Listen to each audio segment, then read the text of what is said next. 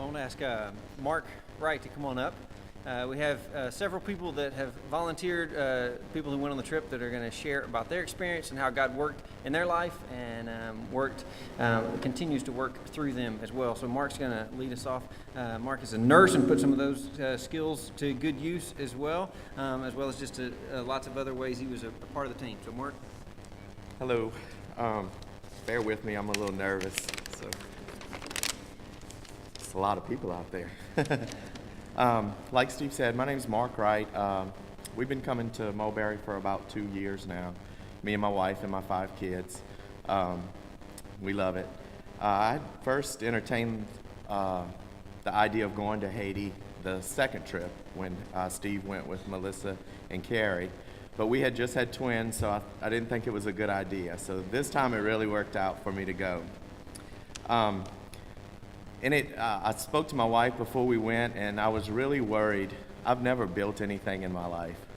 And we were going to build a house, a school, and I told my wife, I was like, oh gosh, what am I going to do? I don't know how to build anything. So I prayed, a lot about it, and I just prayed that God would give me a purpose once I got there. And because I'm not a handyman at all. And he did. He gave me a really big purpose. I did a lot of medical stuff while I was there. And it just kind of fell into place when I got there. And I think that's God's working, in me. And I went from house to house in the village, like the second or third day we were there, and just trying to see what the medical needs were of these people, and it was very great medical needs. It was things that I had no clue, that I hadn't seen since I was in school. And but we worked through it, and me and Laura Gray, who's a pharmacist, they set up a little clinic for us. A lady gave us her house, and we had a clinic inside the house, and they brought benches from the church outside the door of the house, and all the people lined up to see us. And nobody complained about their wait time. Nobody complained about how, that their neighbor got in before them. And what we did, we had a translator, a guy that, his name was Junior, and he had 6 months medical training, and that was their doctor. And he has a lot to deal with, so I'm going to ask y'all to pray for him when you pray, because he needs it. And he translated for us, and what we did, we wrote down the needs of everybody, and the next day we made a trip to the pharmacy. We brought a lot of over-the-counter meds with us, and we made a trip for antibiotics, stuff that we could use. And Steve had talked about when we first got back how God He made the money just keep going further and further and further. The currency there, I was very confused with the currency. And so we got some money to go to the pharmacy, and I brought the money back to Steve, and I said, I really can't tell you how much we spent, because I had no clue. Well, he counted the money, and it was just about as much as we had left with. So we got all this medicine for almost nothing, so... And just to give you an idea of some of the things that I saw, we had a little 4-month-old baby. She was a little girl. And they did not live in the village where we built a house. They lived in a village on the side. And she was covered in impetigo, Indian fire. It really worried me. And we said, well, we're going to get her some antibiotics. But I was worried about how we would find this little baby again. In this village in Haiti, I had no clue. But the next day when we brought the medicine, we found her, and she got the medicine. So that was, that was God working again. He helped us to find this little baby. And we saw pregnant ladies that needed help to go to the doctor. A lot of little kids with intestinal worms, malnourished, anemia. I even saw a congestive heart failure patient, high blood pressure. And one thing I want to speak about is the faith of these people in Haiti. They have more faith than I have ever seen in my life. I have never experienced anything like that.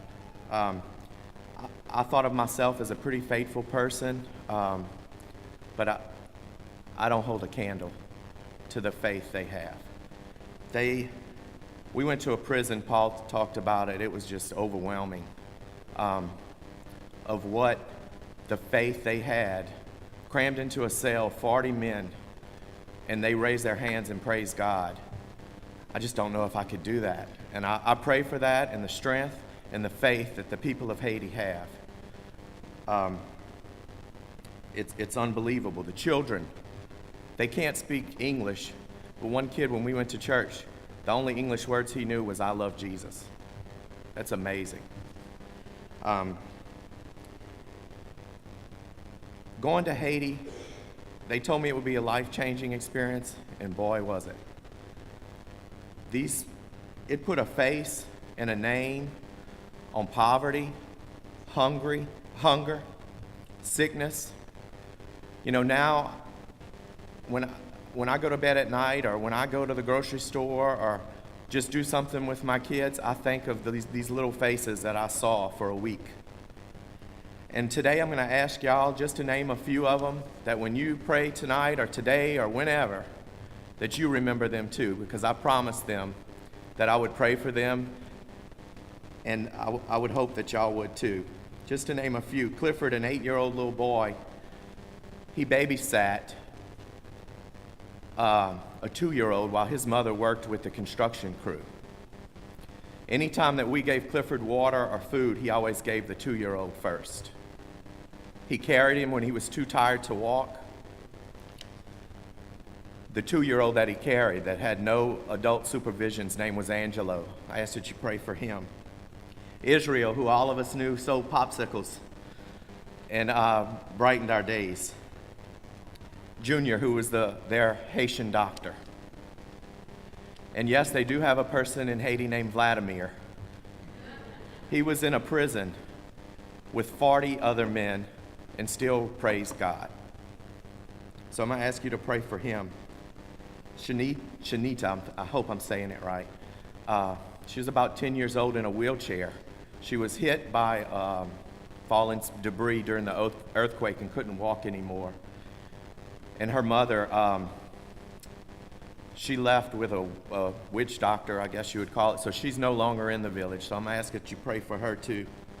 And Jimmy and Johnny, who translated for us endlessly. And Patrick, who's the head of the prison ministry. And Alan and Jacob and Janak, who worked tirelessly with cement dust covering them when they leave to help build homes and schools for these people. And of course, Sarah, pray for Sarah. And all the other people that I didn't mention, just kind of remember them in your prayers. Thanks.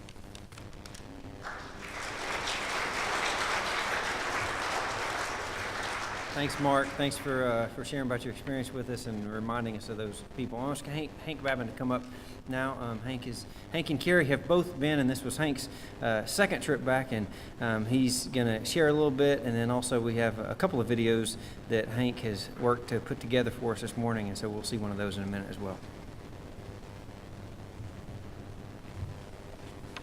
Bonjour. It's amazing to see all these people here, to think of where this church has come in just a short period of time. And I just want to thank everybody. You know, when I look around this crowd and I can see God's Spirit working in me and working in you and working through Mulberry. So thank y'all for coming. This was our third mission trip to Haiti. Steve and I went back in October of 2010. We were fortunate enough to build the first duplex in the New Beginnings Village.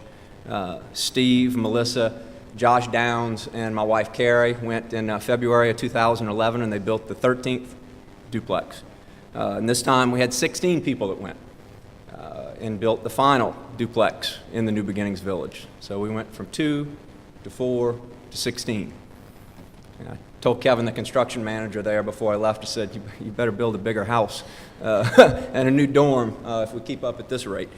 But you're going to hear a lot. You know, I mean, Mark spoke. Thank you, Mark. And you're going to hear a lot from the team that went there today, and there were 16 of us. But there were a lot more people on this team than just the 16 that went. I mean, you're going to hear some individual stories, but everyone in this room was a part of that team. I mean, I see missionaries who paved the way for us, in Jeremy, Haiti. I see the publisher of the newspaper who put articles in there constantly talking about what was going on with Mulberry Church and continuing to spread the news and to keep Haiti and the problems there in the forefront and the people here in Terrebonne Parish.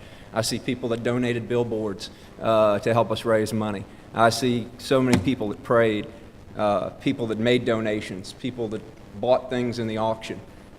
I see families that stayed behind when we went. So thank you guys, because it was a team. It was a team effort. And I remember when I was a kid, my coaches always said team, together, everyone accomplishes more.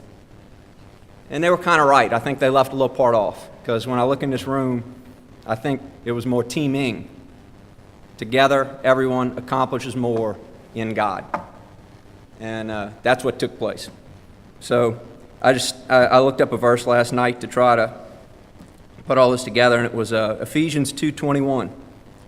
In him, the whole building is joined together and rises to become a holy temple in the Lord. And when I look out here today, I mean, that's what took place. This whole building, everyone in here was a part of what took place. So thank you, guys.